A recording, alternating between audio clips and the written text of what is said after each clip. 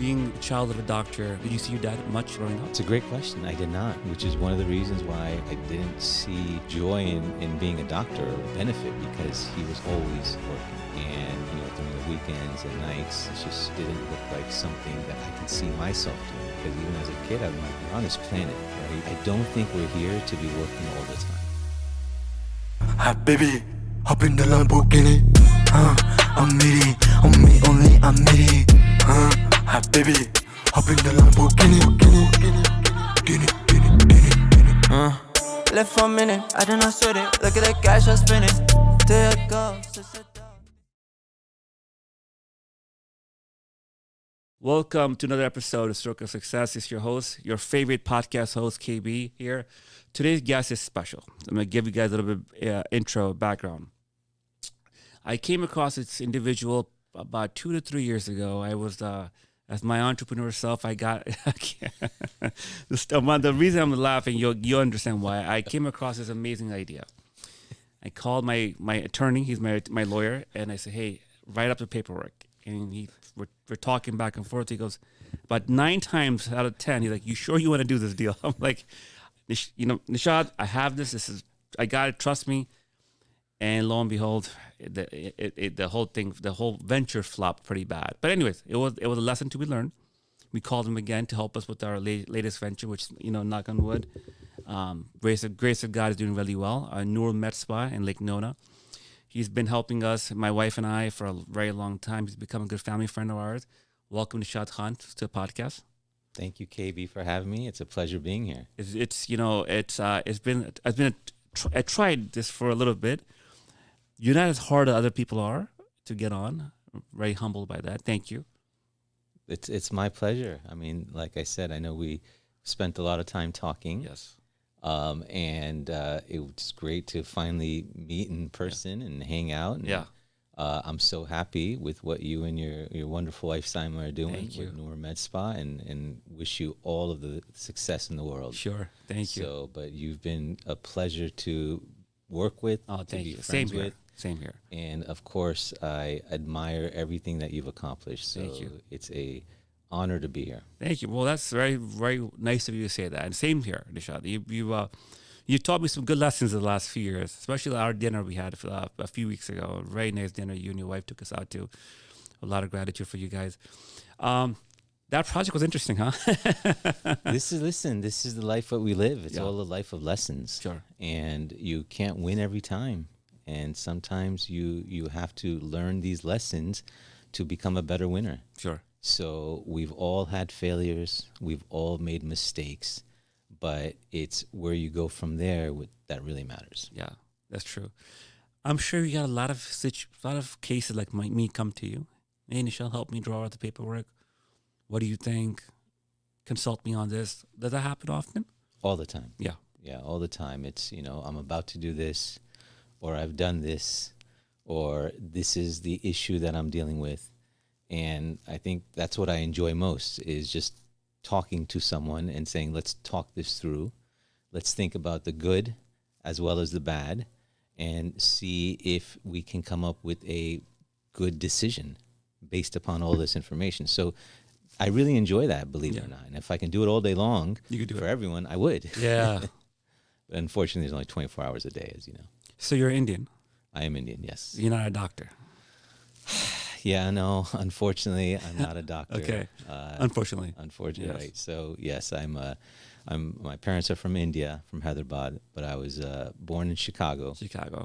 And moved from Chicago to Florida when I was very, very young.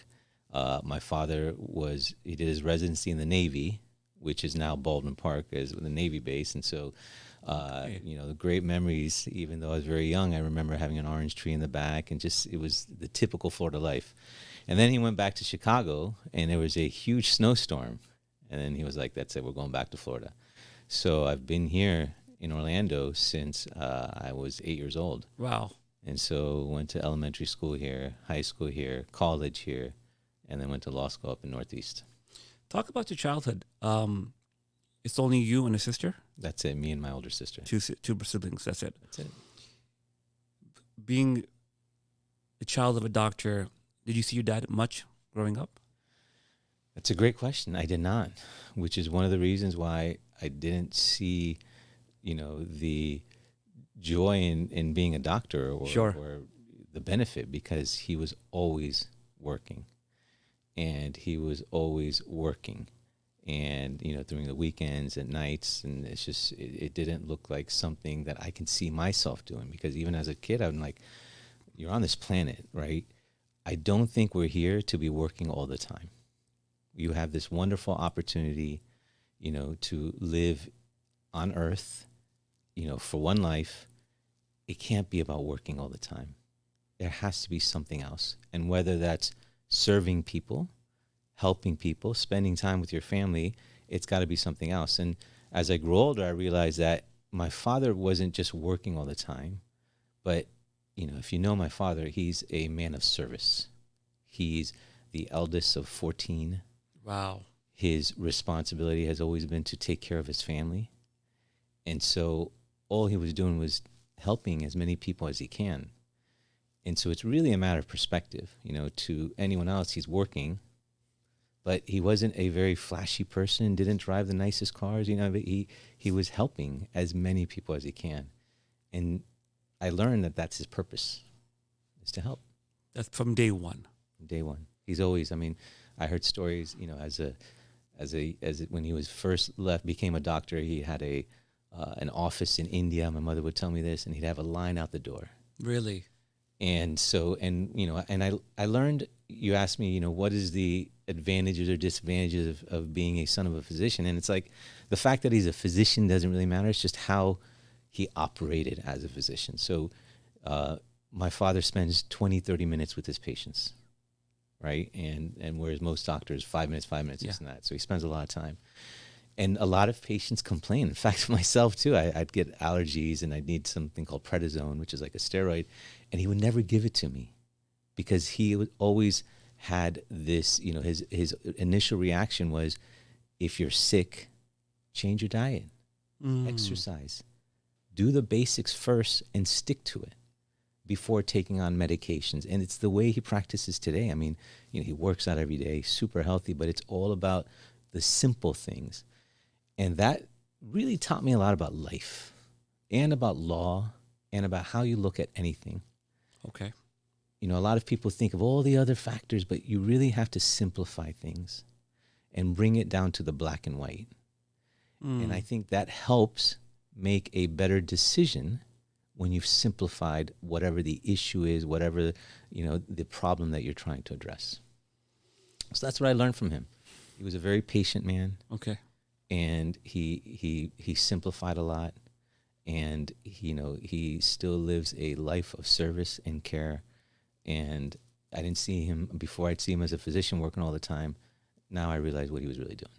So, doctors these days don't really they find solution for the symptom, not the actual cause, right? He's the opposite. He's saying let's resolve the cause, and symptom will go away. That's it. And it's very basic and it's very simple. And we all know this. You want to lose weight, you exercise. Sure. You want to lose weight, you change your diet. You want to have better sleep, you change your habits. You want to have a better day, you change your routine. This is basic. And so for some reason, we all think of all these other things that are going to be the magical pill, but it really comes down to what are the basic issues. And if you don't change your habits and your routine and you keep having problems, then that's your basic issue. Wow. What do you think about this whole thing, the magical pill, the shining object culture? Is getting worse and worse. What do you think?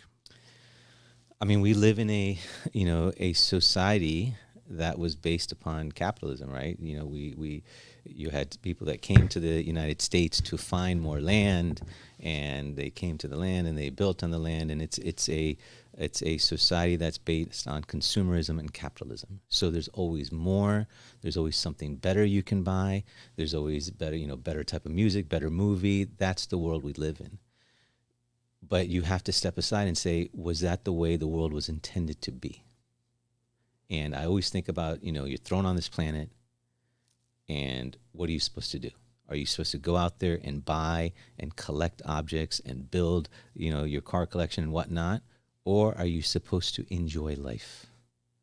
And I think about what makes me the happiest. And what makes me the happiest is spending time with my family and my wife and my kids. And I'm like, okay, if I was to die tomorrow and I look back, how much time did I spend with my wife and my kids? Mm. And if I didn't, what did I do? Spend working, collecting. You know, am I capitalizing on my time here? You are living the life game, not the money game. Yeah. And a lot of us lose scope of that. When does it become the money game and not the life game? I thought it's the life game the day you're born. Wow. I think it's the players change the game. The game stays the same. It's the players change. And, you know, it's kind of like a little map or a puzzle. Which way are you heading? But don't you think we were born into the system that it's the money game? Of course. I mean, and we are, we're children of immigrants, right, who fled countries a lot of times in very bad situations, sure, to become better and become more successful. Right. Absolutely. And this is the type of people they are, and God bless them for doing it because they allowed us to come into this great country. Sure. But that's what they want to instill in their kids too, right? This is how we were trained, and you can't blame them for it because that's the way their parents raised them. And so it takes a lot to be able to say, wait a second, is there another way to live? Is there something else that I should be doing? What is important to me and what makes me the happiest? And you have to be able to stop your tracks, figure that out, and follow that direction. I think for us, Desi, for my non-Pakistani Indian audience, Desi is a word we use to describe the certain region. We're different. If you look at the Caucasian population I come across, they're not as ambitious for money. They're more present many times I see. And here, have a beer, spend time together, watch the ball game type of mentality. Whereas us Southeast Asians, we are very, very focused on making a career, climbing social status, having our kids follow our footsteps. Our kids have to marry a certain type of person, color, caste in the Hindus. What am I right, or in your opinion, do you agree to that? Yes, I do agree, but you have to understand the context. If you look at those cultures, there's no middle class. It's either you have it or you don't. And when you don't have it, it's really, really bad. Yeah. And so you have, individuals who this is all they see. And so they have this fear instilled in them that if they or their children are not with the haves, they're going to be in a really bad have-not situation. Whereas you come to a country like America and there's a bigger middle class. There's haves, there's have-nots, but there's also we're doing okay and we're making it work. And there's a sense of comfortability there. So I think if you're in a society where it's just one extreme to the other, then you're going to do what it takes to become on the haves, right? To be part of the haves and not the have-nots, because you know how bad it could. I mean, I remember going to India, and you've seen this. There's people that literally their job is to take your feces and replace it every day. I mean, this is their life and their kids do it, and this is what they know. And so if you are not ambitious, then there's a possibility that's going to be the rest of your life. And so if I was raised in that kind of society, I would do the same thing. You have to get out, and especially if you know what can be done, right? Someone who lives in India, who is working on the streets doing this kind of job, if they knew what can be done, if they just make a few changes, if they remove something that you told me, your limiting beliefs, you can get to the top of the world. A lot of times they have these limiting beliefs and they just don't know. How are you with your kids? With their belief system, are you enforcing they can do anything they want?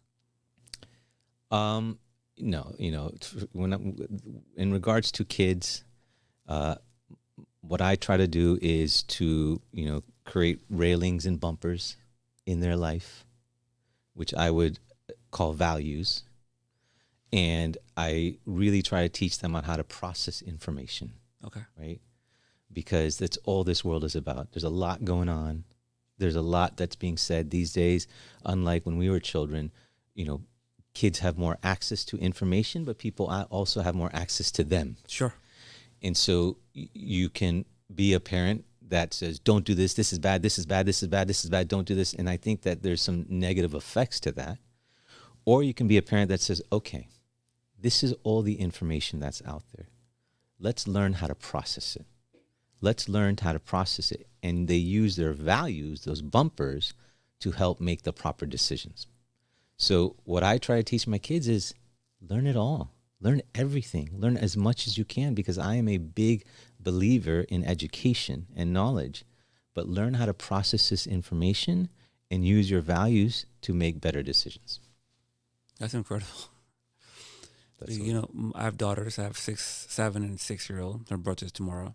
And we tend to do the opposite. We're like, no, don't watch that. No, grab that away. No, don't do this, right? And what you just said right now just blew me away. Instead of doing the no, no, no, because we were kids one time. Well, since when your parents say no, at least I was like, okay, well, I'm going to test it out. Why are you saying no to me? And I think my second daughter, Iman, she's very much like that. And that's a good lesson to be learned today, is that instead of doing that, telling them, work with them. Well, I mean, if you don't mind, please let's use us as an example, right? Yeah. You came to me, you wanted to do this business venture. Yes. And I could have said, no, don't You're do right. that. And you may have been like, okay, no, I want to do it, right? Or I could have said, KB, let's talk about this. Let's go through it, right? Let's understand the good and the bad. Which one of those scenarios do you think is going to have more of an impact on you? That's what you did. You did So that. Yeah. you have to, treat your children as your clients as your children, the people that you're around with as the same. It's better to explain how to make a better decision and how to process that information than just say no. Do you that happen to you often? You see your clients as children in many ways? All the time. All the time. I see, whether they're children or clients, they are humans. Yes. And, I like to help explain and break things down. Sure. And, to do that, you have to be able to have someone think logically with you. It's critical thinking. Same thing with patients, right? I'm sure your dad would say it. My wife is a physician. She'll tell you, like, her patients become like their kids. Yeah. Right. I have a team that reports to me, Robert Slack, the company I'm a team leader for. My agents, they're not kids, but it's many times I'm coaching them and guiding them through. And even my team with Stroke of Success, and our team at Newer, it's always to be a leader.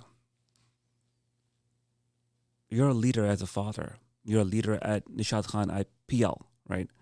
You're a leader in your family with your wife. Talk about leadership for you. How do you approach leadership? So leadership to me is very simple. You lead by example.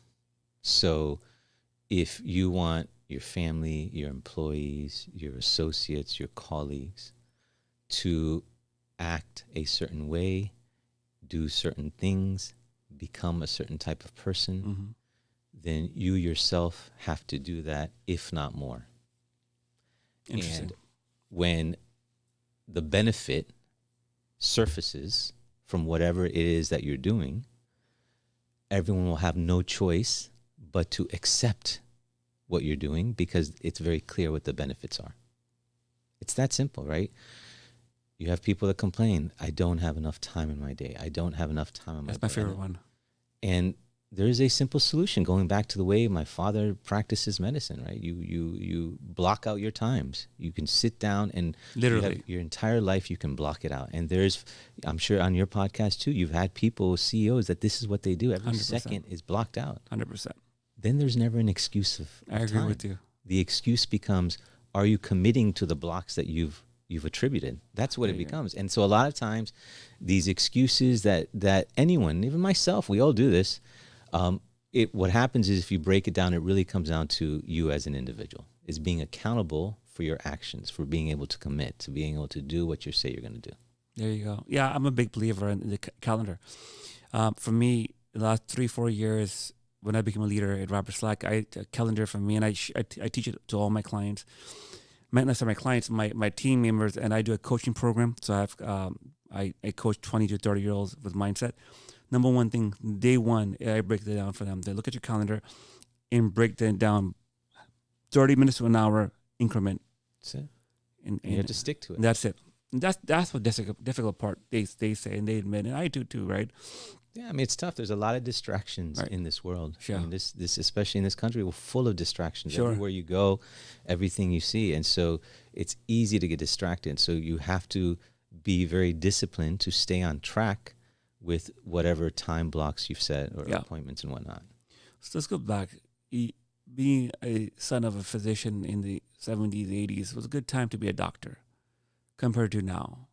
Insurance plans have changed, payment plans are changing, big corporations coming in and buying over practices. I'm sure your dad did well.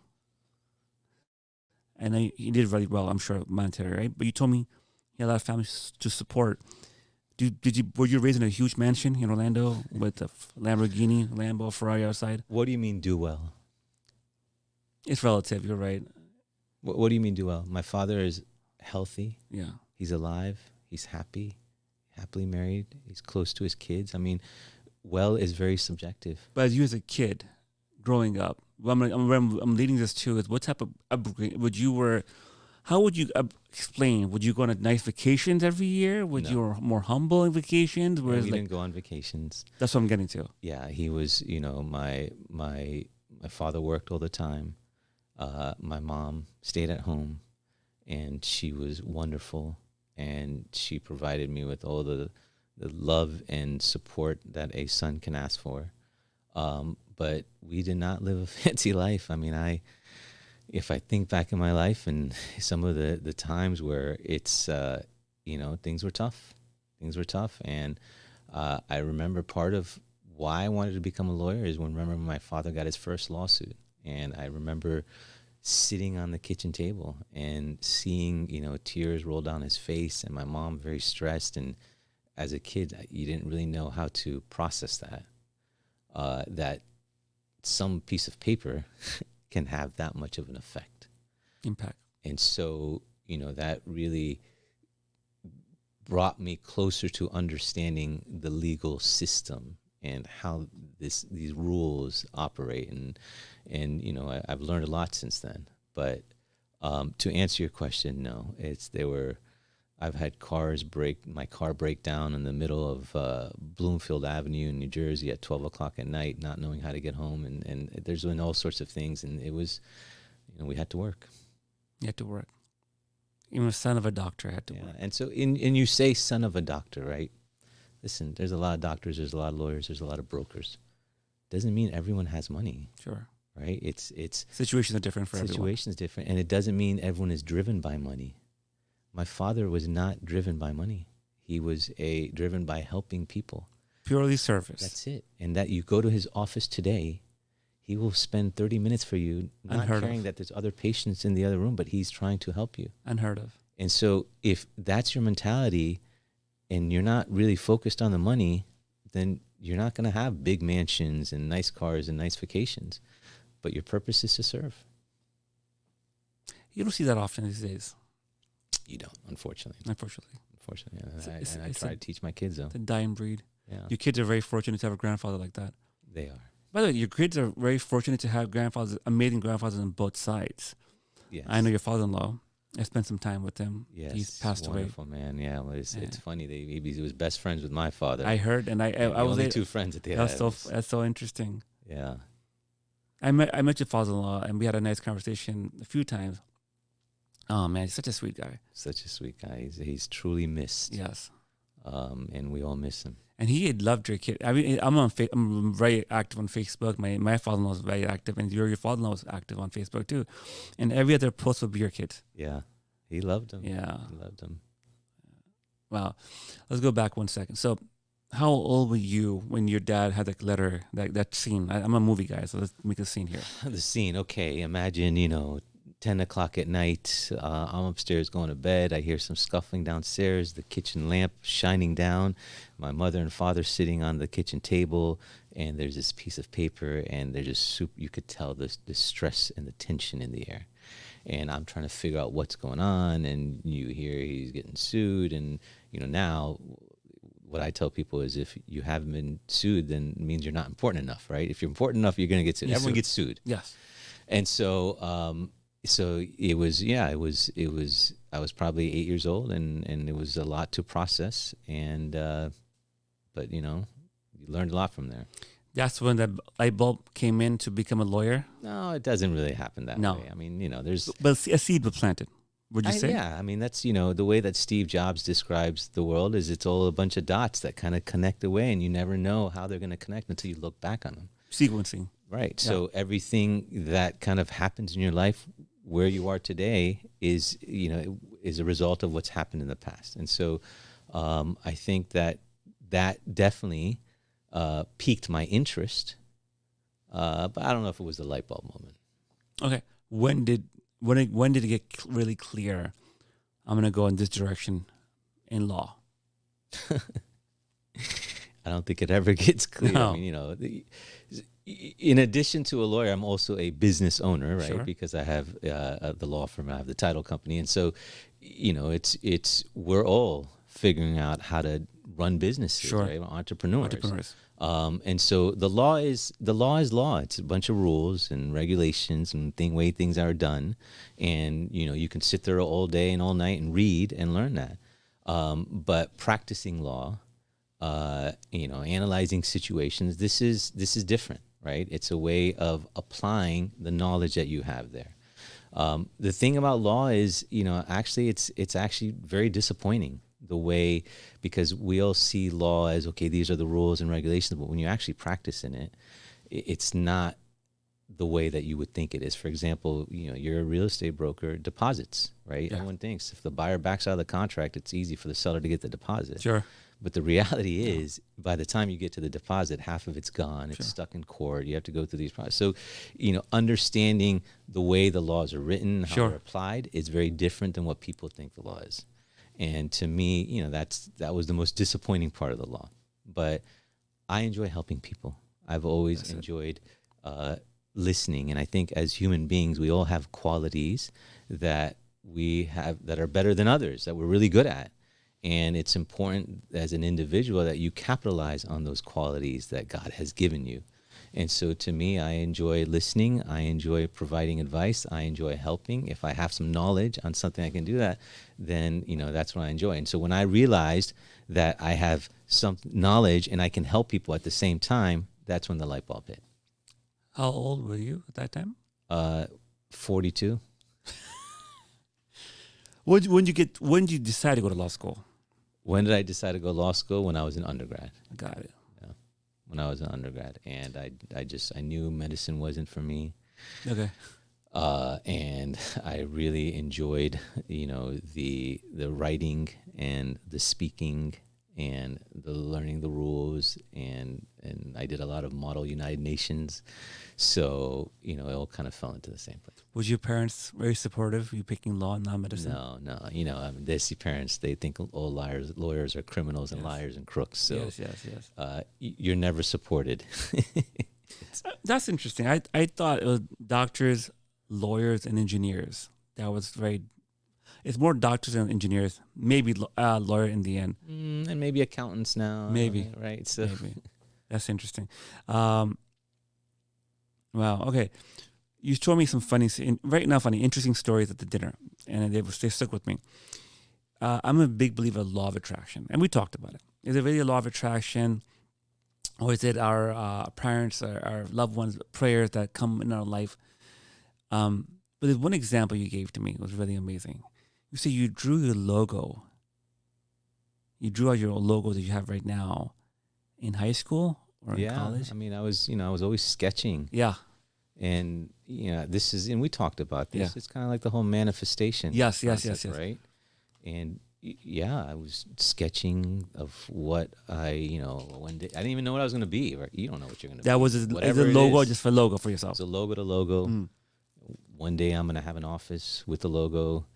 Who knows what kind of work I'm going to be doing, what kind of business. Fashion designer, doctor, anything. Who knows? A realtor, whatever. Whatever it is. And it was the one that I still have. That's insane. That story is which insane. is crazy, which is just my name.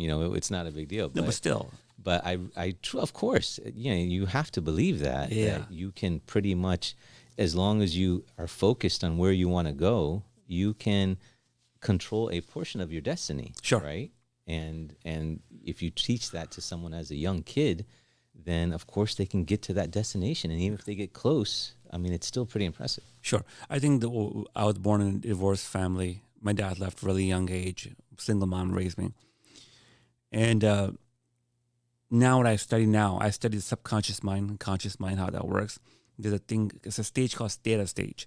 From 0 to 7 years of age, our kids, us kids, our parents as kids, whoever, the mind is so tender.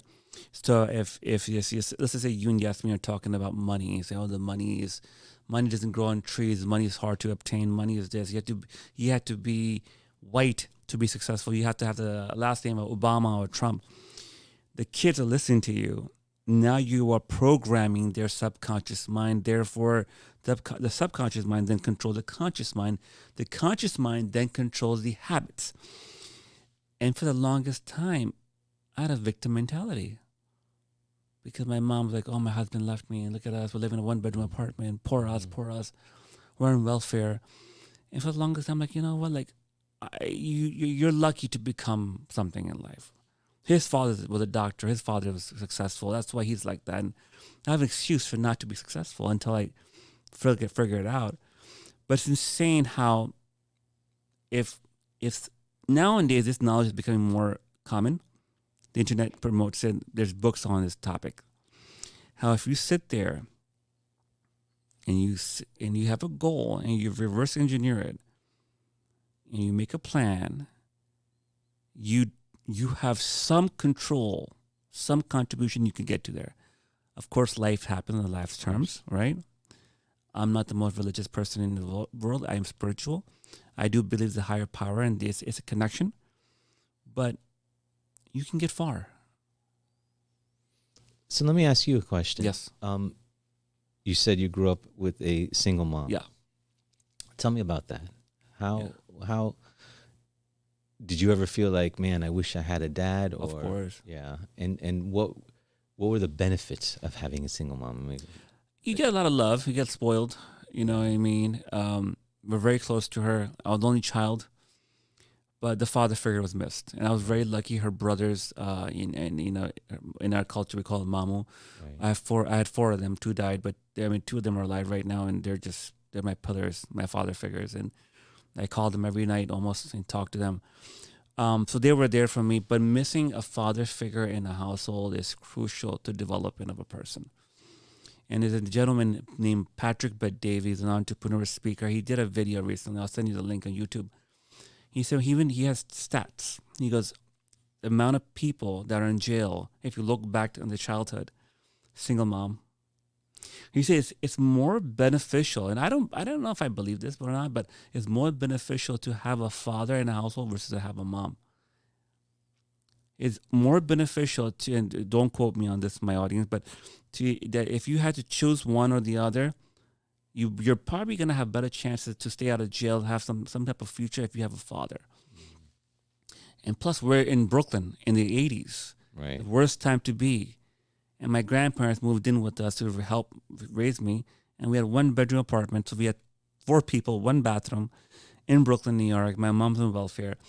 And without a father. At that time, divorce now wasn't very common in our culture. Now it's becoming more common, right? Unfortunately or unfortunately. But it was tough. The benefits were I got a lot of love, a lot of support. The negative side of it is that I wish I had some discipline, a male authority. Yeah. I'm a father now. I'm a leader now. I look back, and it's important to have a father. And when did you get past that victim mentality? Oh man, it's even now how much self-development I've done. as many books I've read, podcasts I've done. I spoke yesterday in front of 50, 60 agents, solar agents, amazing people. Wow. Even with all that being said and done, it still kicks in once in a while. And explain a victim mentality to me. It's I don't deserve this. Yes. Is that what it is? Yeah. And so, by the way, the most of it is gone. It was gone many years ago. But I'll tell you quickly my story. Single mom. That single mom got diagnosed with cancer. I was 17. She was 41. She was my age when she got diagnosed with cancer. We moved to Florida, South Florida, and within 5 years, she was gone. She died at 46. I was 22. So there you go. So my dad left me, rah. Like one. But those are circumstances. I mean, you can do whatever you want as long as you work hard and put your. But that's the thing. That knowledge was not. No one really said that and sat down with me and said, "Hey, son, relax." And I talk to people like that now. I coach them one-on-one, right? But I wish that someone like myself back then would say, "Hey, it's okay. Yeah. You are only strong as you are. You deal with the cards dealt to you." Right. But I don't think these motivational things were back then. These books were not back then. Tony Robbins was not back then. Some people say the self-development world is getting too much, and in some ways maybe it is, and a lot of BS into it. There's a lot of truth into it too. Yeah. I agree. Yeah. But as we were mentioning earlier, I mean, it really comes down to the basics, right? Yes. It's to me, one of the most important things is having clarity. Yeah.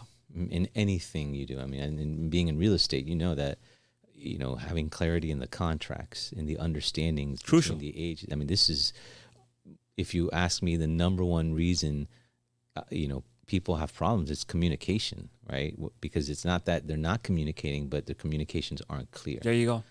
And you apply that to life as well, right? You have to first start with, what is it that you want to do on this planet? You're right.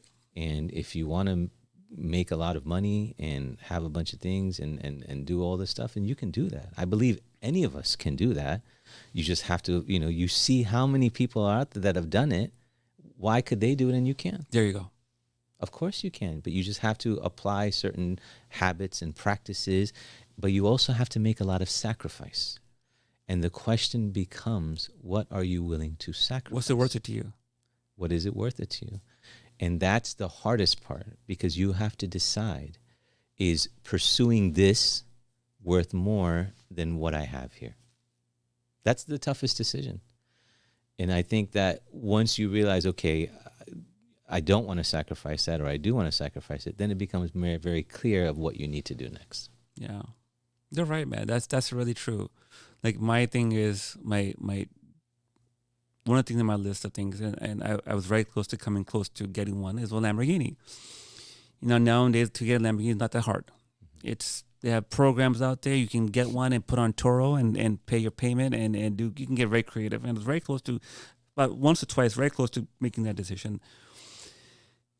But it's not easy. I mean, you have to be settled. You have to have things in order, right? And like you said, I sat down and I started, I have young kids. College, they have the future ahead of them. For me to make this jump now, and then maybe I may get it next year. Who knows how well newer Met spot does? God willing. But you're right. I think that, and you'll get it. Yes, and you'll love it for the first 6 months, and then after that, when you have to pay $3,000 per tire for service, and this, yes. There's always something. Yeah. Then you'll be like, you know what? I just need a car. I've heard that people said it's rented. Yeah. Good friend of mine, our neighbors, they have a company called Aha Motors. So they have a Lambo and a Ferrari. And I rented a few times with them. And dudes, come back to me, rent my car. But, You're right. That's true. Going back to the victim mentality, I just want to, for my audience, there are still times I will, and I'm sure something, I'm being very vulnerable with you here. I never had to share this yet. I'll be in bed watching something will click at me, and I remember my mom, and I'll break down crying. And the first thing I go back to is oh my, why? Why did I lose her that fast? Why does she have to go this fast? Why can't she see my kids? Why can't she meet my wife? Why can't she see the success I've gotten with this podcast, with my real estate career? My comeback from my stroke. And there's no really answer why. there is no answer to why, but what gives you the right to ask that question? There you go. Narcissism, right? Right. What gives you? It's narcissism, and it could be, are you entitled to that question? It's something that's out of your control. You can only control what you can control. You can't go out there and make it rain tomorrow. No. You can't go out there and change the weather. So why spend time focusing on that? Focus on the things that you can do, that you have the ability to do, and be patient, and you will see results from that. So this what you're saying right now, I got that in my head about 10 years ago. I know. I'm I hear you, man. 41. I'm a 31-ish. I got to taking care of my mind. And more so after the stroke happened, I got into deep developing the mindset. But stroke, another pity party. Why was it me at 35 to have this stroke on Christmas Day, laying in bed with my hand tied? I can't go to the bathroom. I'm pissing in catheter. I have a grown man coming to change me. I have ice chips given to me for meals. And I'm not talking. I'm not walking. And this may be my reality. Why me? The answer is very easy. It was required to make you who you are today. There you go. That's it. Sometimes we as humans need a hard reality check. Sometimes we need a punch in the face. Sometimes we need a lawyer to tell you that you are wrong and you have to cut the check. It hurts. It hurts a lot. And so this is the universe's way of saying, you're not getting it. I'm going to have to punch you in the face so that you'll finally get it, and look where you are today. That's what it is, man. You said it. Some friend was telling me, like, man, you had warning signs coming to you, like you walk in, you dodge a car. Shh. Well, okay, and you walk in another car. Okay. Third time, you're gonna get hit. Right. And don't be fooled that you may have other things that happen in your life. And these are just, these are things you cannot control. But you have to see them as experiences, tests, and signs. When did you get this wisdom? Like, I mean, just control. Can you control this? This slogan is now all over the place. But when did you get this understanding about life exactly? I mean, listen. This. I don't know if it's wisdom. I don't know if it's understanding. I'm just sharing what's worked for me, right? And so, I think that I had to get my own test and deal with my own, experiences to point me in this direction. But I think being a lawyer and, seeing you're in real estate and you're in sales. So a lot of times brokers will always talk about properties and how great real estate is. And I've seen a lot of people make a lot of money, but I've also seen the bad side. Sure. Right. And I've seen a lot of the problems that happen. And so you really have to understand, how do these things happen? And when you start learning that, everything's kind of black and white and things can be very simple, then you start applying the same principles to life. And I wake up every day and I think about, how do I want to spend my life? What makes me happy? What makes me go? And I've built my daily routine around that.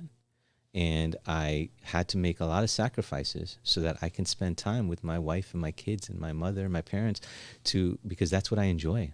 And God forbid, right? I have a stroke and I fall down the stairs and no one is there to call or help me. I only have a few seconds to go, and I look back at my life. Do I want to be thinking about all the stress and all the headaches and all the problems that come with work and money, or do I want to be thinking about the people that I love? It can happen to any of us. That's some serious wisdom.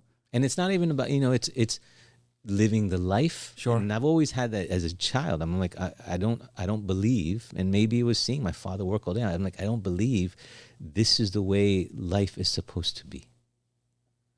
I believe that there is a possibility to live on this planet and enjoy and be happy and look back and say, I did exactly what I wanted to do.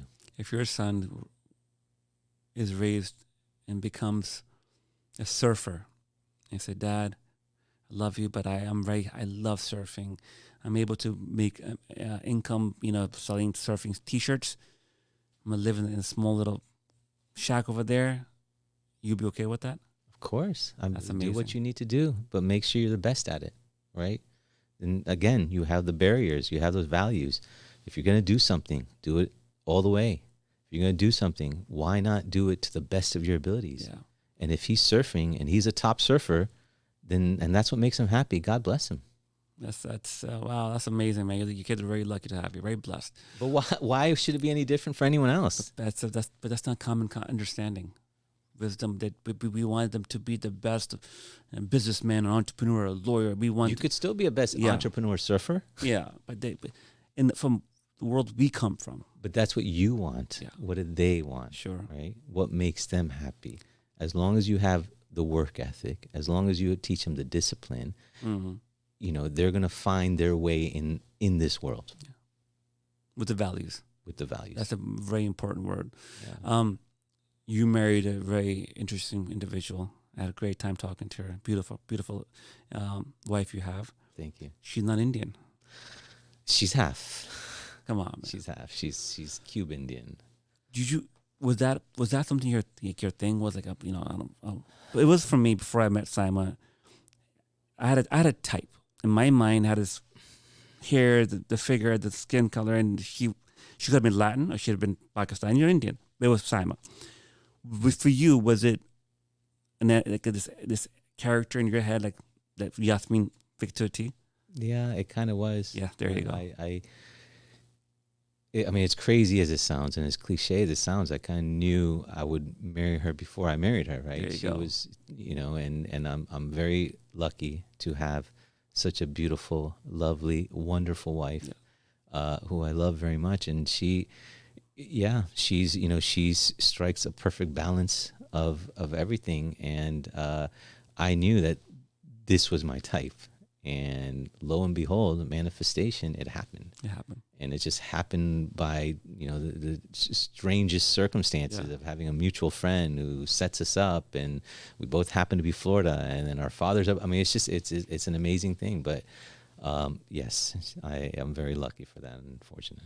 You want to share with the audience what's her nationality? She's half. Sure, she's half Cuban and she's half Indian.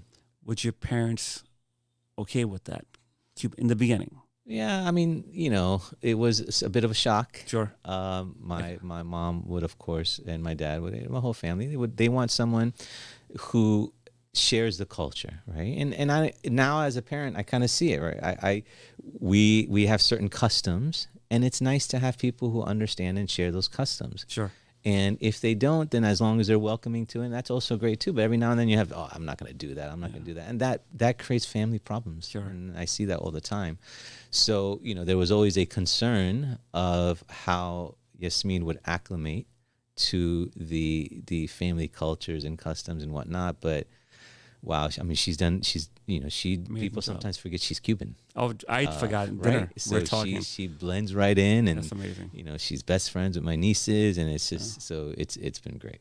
I tend to stalk my guests before they come on the Facebook, and you know, I need some pictures for the podcast. You have a beautiful family, man. Beautiful family. God bless you for that. Before we wrap this up, so. I had so much to go with this. We'll do a part 2 down the road. You know, I have so much more to ask you. Me too, man. I have so much to ask you as well. I mean, awesome. You've got Appreciate you. an amazing story and everything that you've done. And I wish we can spend a lot of time just to, you know, because I think that a lot of people can learn from everything that you went through. And sure. If you think about it, there's still people out there that have these victim mentalities and don't believe they can do what you're doing today. Sure. So anything I can do to help to get your message out and, I appreciate help that. people. Oh, trust me, I will come to you for many reasons. Your morning ritual, morning habits for every successful person that comes on my podcast. By chance, they're all successful in many ways. You have a habit. You have a morning ritual. Or you have structure.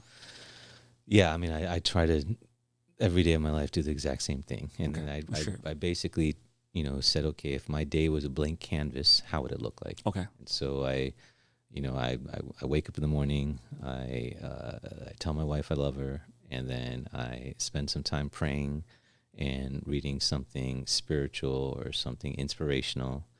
And then she makes me some hot lemon water, which is great in the morning because of the alkalinity, and so that's great. And then I'll help the kids go off to school and make sure I see them, and I will go to the gym usually around 7 o'clock in the morning and see the same crew there. I mean, it's great. And then at the gym, do a sauna, steam room, cold plunge, which is great. And you have to do it in that order: sauna, cold plunge, steam room. And that really wakes you up and gets you going. And then I'll usually have a smoothie at home that I love making smoothies with fresh fruits and whatnot, and a cup of coffee, and I'm on my way. And I try my best to put my kids to bed every night and just lay with them and tell them stories and talk to them and ask about the day, because I think that's very important. That's awesome. That's so sweet. You're religious? I'm kind of like you, spiritual, right? I definitely believe in a higher power. Of course. And I believe that everyone has purpose. And I believe that if you live a life of value, that, there's a straight path to follow. So, some people call that religious, some people call that, spiritual, but I do believe in God. Yeah. Same here.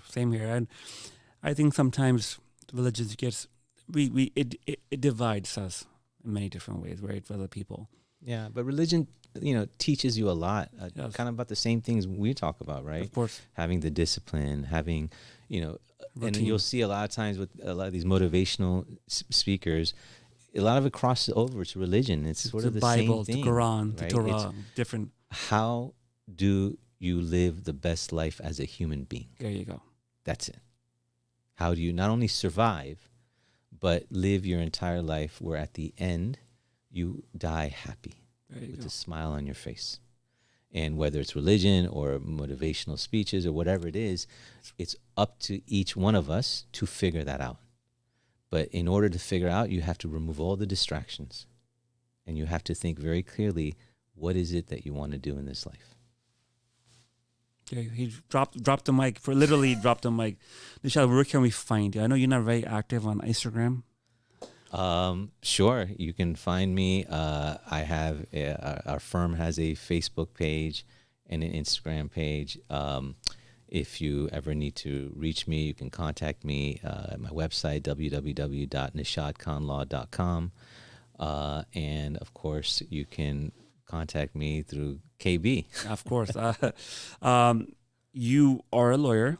Mm-hmm. You specialize in real estate. Mm-hmm. And what else? So yeah, I'm board certified in real estate, and so but now I think my role is just helping people work through situations, analyze situations, help them make decisions, sometimes some very difficult decisions, and provide guidance, whether it's a real estate issue, a business issue, a family issue, a money issue, whatever it is. That's really what I enjoy doing now, and that's how I try to help. You're a consultant, life consultant. You can divorces, right? Business partners having issues, real estate. I think what parents dying and they're leaving real estate behind, and it's not all of those things. Yeah, I mean, there's a lot to deal with, right? Yeah. And so it's all about doing, protecting what you have today, and making sure you don't leave a mess behind. And making sure that what you purchase, like I'm telling you, a lot of times real estate, people don't think about the bad, and making sure you're not making bad decisions. Awesome stuff. Nishad, it was a pleasure having you. It's great being here, buddy. A great time. I mean, it was a lot of lessons to be learned. So, folks, look for the Nishad on social media. His firm, reach out to me.